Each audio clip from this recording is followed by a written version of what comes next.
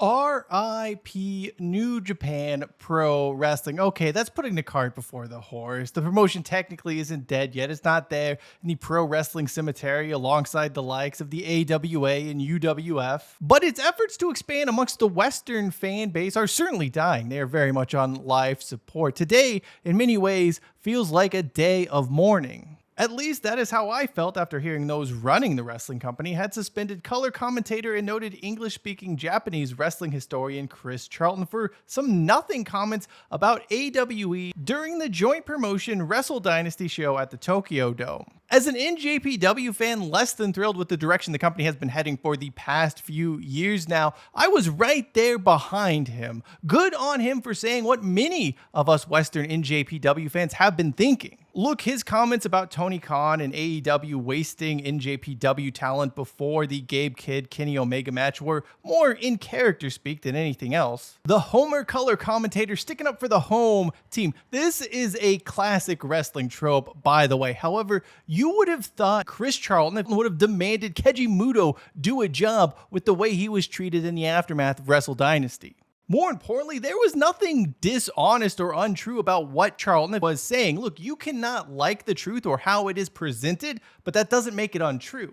Tony Khan, just like his dad, doesn't know how to run a professional sports operation and is more than content ruining something in exchange for the status it brings. Urban Meyer, Tim Tebow in training camp, enough said. More worrying, though, are the optics of the situation. NJPW continues to feel like a fiefdom subservient to the crown that is All Elite Wrestling. Look, Khan may or may not have had a say in Charlton's suspension, but his original comments harken back to the relationship between the two wrestling outfits that is devolving into a one-way street. New Japan at this point in time feels very much like AEW's AAA ball club watching its top prospects head up to the show, only to see their potential squandered by a clueless manager such as Buddy Bell. How that guy got 3 different managerial gigs, I'll never know.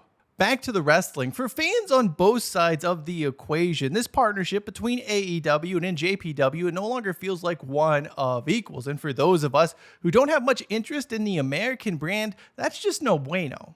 This is not to fault the wrestlers for leaving one to go to the other or anything like that. AEW and NJPW can coexist. Wrestlers can work for both. But why is there a need for these co-branded events that help no one? Why is there a need to have a partnership that seemingly only benefits one partner? That's not a partnership, by the way. When I look at the suspension of Charlton and even looking at the less than stellar attendance seen at both Wrestle Kingdom and Wrestle Dynasty, it all reminds me of the fact NJPW has suffered a humiliating string of own goals that dates back to not simply paying Omega and the Young Bucks what they wanted to begin with. Seriously, at every turn, the Japanese company has made the wrong decision since then.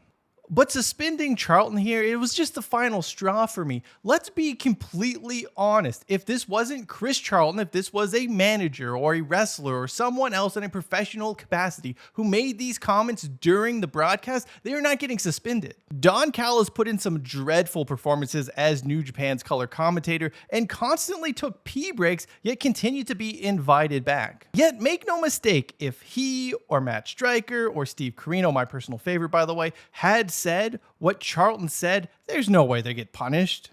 Basically, because he doesn't have a name, he doesn't get any leeway. That is some bullshit. It's also super disenfranchising to us Hontai Western fans who are all Team New Japan.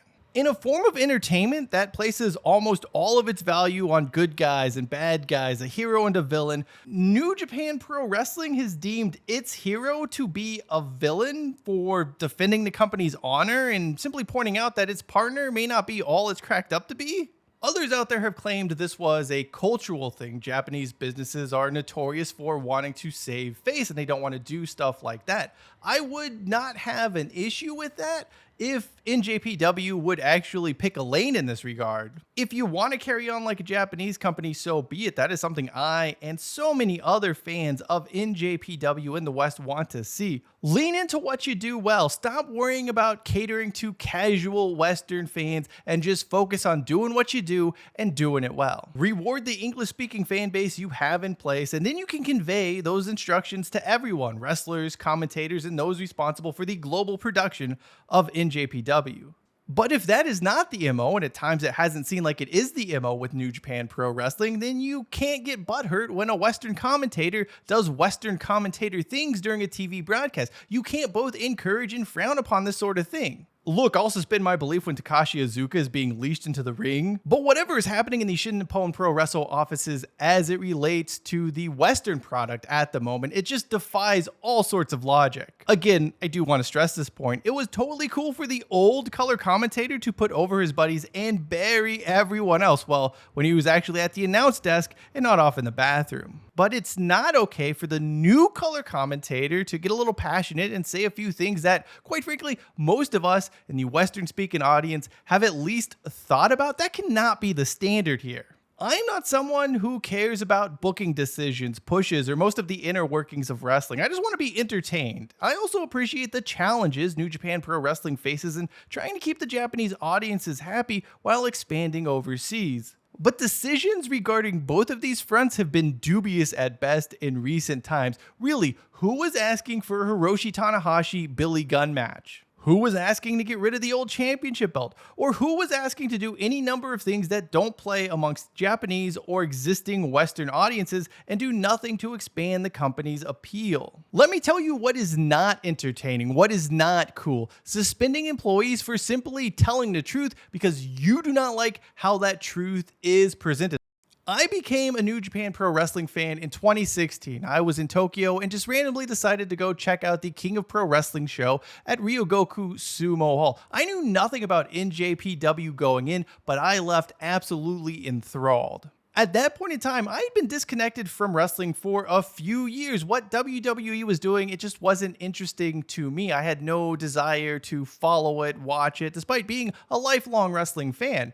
That tends to be a case for many wrestling fans. Interest wanes as characters and stories no longer resonate with us. New Japan, though, it would rekindle my love of pro wrestling. It would allow me to engage with characters and stories in action I really enjoyed. I would go on to see Katsuyori Shibata and Okada at Sakura Genesis. I would go on to attend the Okada Omega 3 match at Osaka Joe Hall. What New Japan did to get my attention and to keep my attention was deliver time after time. Great matches, great characters. It was just everything I wanted in wrestling. Now, today, I don't know who the hell wants this. I suppose this is how those New Japan fans in the 2000s felt. NJPW is not dead just yet. It's not at those 2000s level of terribleness, but the decline is unmistakable. A Vince Russo appearance or a Jeff Jarrett IWGP heavyweight title run don't feel all that far off either. Hell, maybe we get that unfinished business match between Jarrett and Hulk Hogan at the Tokyo Dome next year.